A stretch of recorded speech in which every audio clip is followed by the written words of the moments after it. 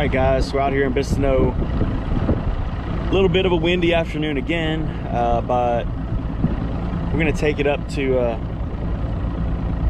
sort of shallow water and see if we can't pick up a few more of these bass that are transitioning in between the spawn and post-spawn in an area I haven't fished in a couple of weeks, just to see what's going on there, see what's happening. This lake, and most lakes, I would imagine, the fish spawn at different times depending upon exactly where you are in the lake. Some parts of it warm up, you know, better than others or quicker than others, and sometimes where certain creek channels run in, they may dump in cool water. Sometimes that where that creek channel dumps into the lake, it might add warm water. It just depends on your particular lake. Usually though, the south facing banks are the ones that warm up first, and the north facing banks spawn later. And sometimes that's true even over a big span, even though it's a lot further south because of the size of the lake. Toledo Bend is an example of that. It's 100 miles long, but the north end a lot of times will spawn first. So it just depends on the angle of the sun and tons of other factors, you know, what happens. But you know, I'm out here in the middle of the open water and I'm at 73 degrees, but up near the shore, it's probably going to be pushing 80 now. So we're going to be in that transition, and it's sort of perfect timing. The beginning of May, we're at that transition where we have you know, fish that are moving to their pattern where they're going to sit for the rest of the warm weather, for the rest of the warm season, all the way through until the fall. And so they're setting up for that. Lots of different opportunities for fishing right now because of that. Let's see if we can go get some.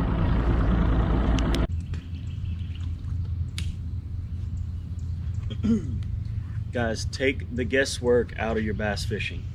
So the way to do that is, so with what I've been talking about in some of these videos, you need to figure out where they are. And so if you just confine yourself to one particular area first, an area where maybe you're very certain that they spawn, and you track them as they move back and forth, and you understand that. Once you understand where they are, you can go anywhere else on an entire body of water, find similar conditions, and know that there's going to be fish there.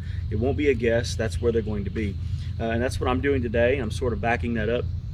I'm showing it's a place I haven't been in almost a month, but I'd like to come out here because I know that there should be some fish here. I have an opening in the Salvinia. I want to try to catch some fish. It's similar conditions to where I'm catching them in other parts of the lake, and I know they're going to be here.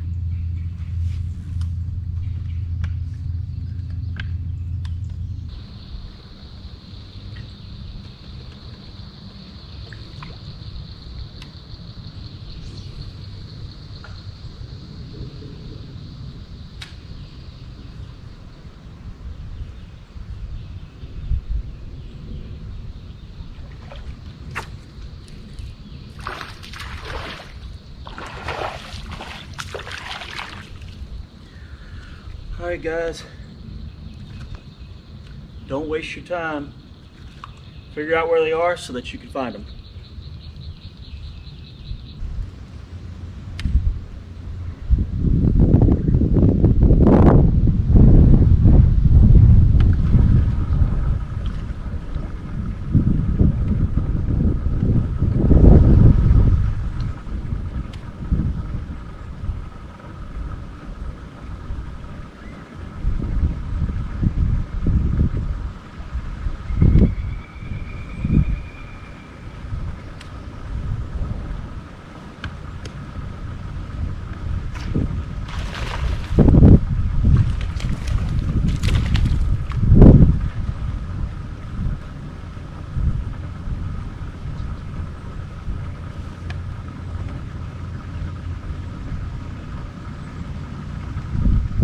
Some of these fish that come up to spawn, they will come up to spawn and just stay here for the rest of the summer.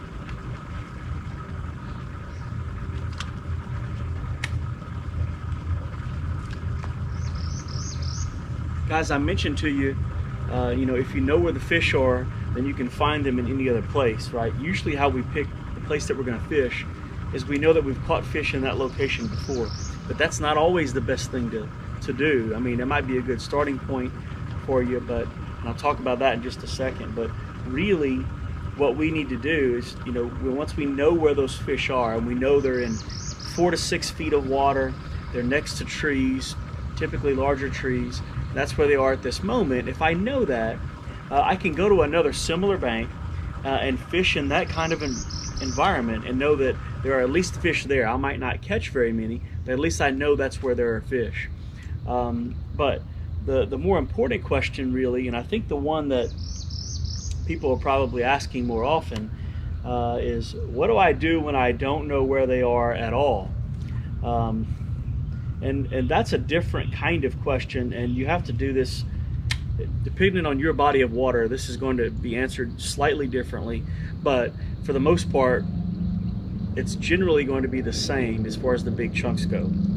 So what I would do, for instance, if I'm transported to a new lake, or if I go off for the weekend to some new body of water that maybe I've never fished before, and it's in the warmer months, right? It's April through the summer, or even late March through the summer, and that body of water, what I'm going to do is start off shallow, right? Because it's the easiest ground to cover quickly. And I'll talk about what baits to use in just a moment. But so if I'm going to go, and this is a new place, I'm going to start off shallow, and then I'm going to move deeper. Right now in Bistineau, the ease of figuring them out is a little bit different than it would be for many lakes, and the reason is because we have cypress trees that are in some, you know, 1 foot of water, and they run all the way out into 12 feet of water. And so what you can do is you start off shallow, and you fish a line headed directly out away from the bank into deeper and deeper water. And then when you get to the end of that line, or say 8 feet of water or so, then you move about 50 feet over, and then you go right back toward the bank, and then you do the same thing and you repeat that, and you make this sort of zigzag pattern. You know, when you catch one fish, that's not a pattern, right? That's one fish. Now if you catch 2 or 3 and they've been generally in 4 to 6 feet, now you know that you can concentrate the rest of your efforts on that depth of water and on those trees. If all of your fish that you've caught have been up really shallow up on the bank, then just hit the bank. Maybe they've been out deeper, right? Then you can just fish deeper.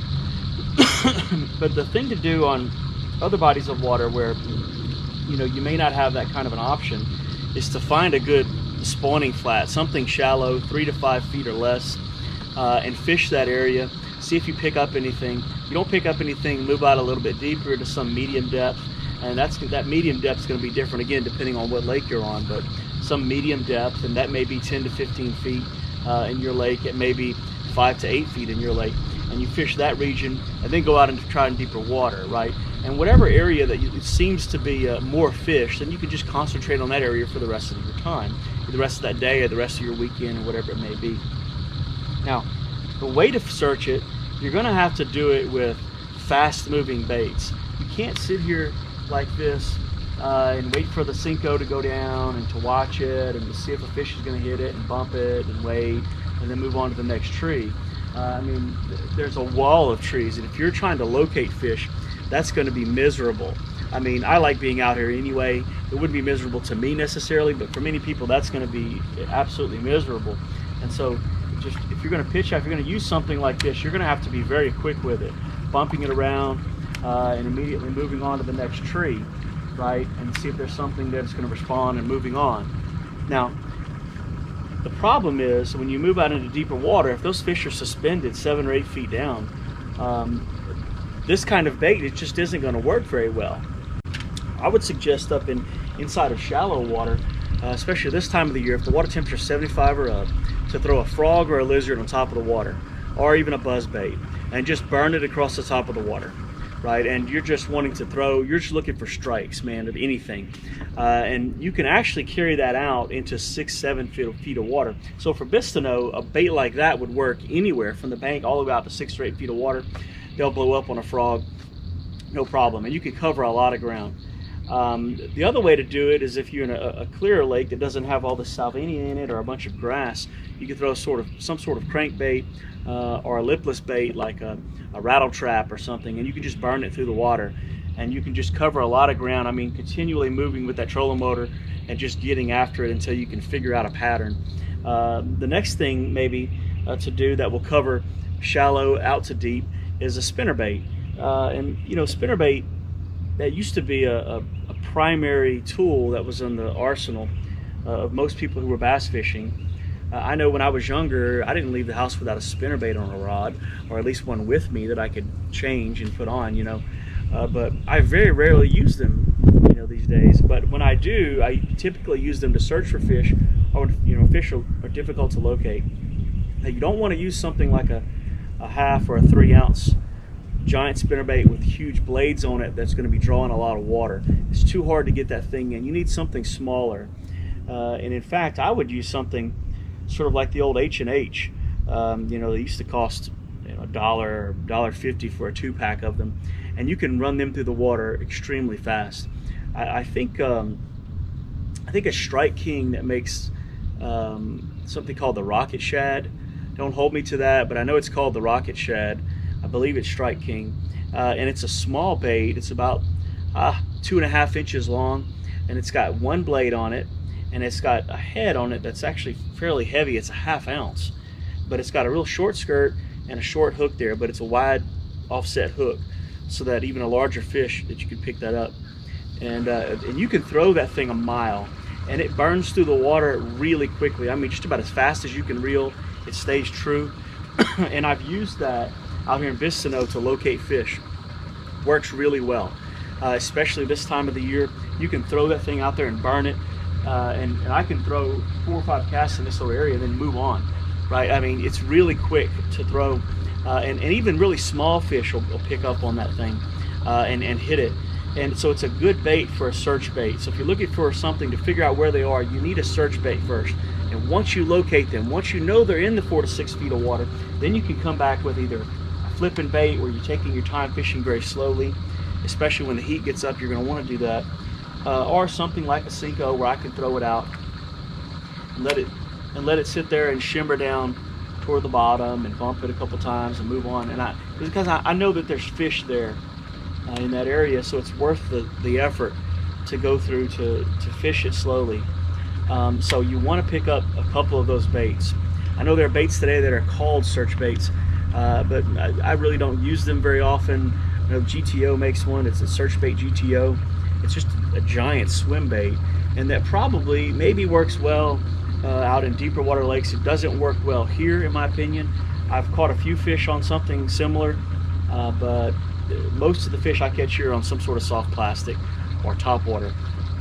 So anyway, I would suggest, again, a small spinnerbait, something you can burn through the water very quickly. If the water's clear, a rattle trap or something similar, a square bill, a shallow running one, something again that's not going to wear you out throwing, or something like a ribbit frog where you can burn it across the top of the water. And even if you have fish miss it when you get it, at least you know that there's a fish there. Then you can throw back over there and see if you can catch it, right? But at least it shows you the aggressive fish. It's not going to show you all the fish that are sedentary sitting down at the bottom of a tree, but it will find you the aggressive fish that are in that pocket of fish to give you more opportunity to be able to catch those that are sitting. All right, so I hope that helps you.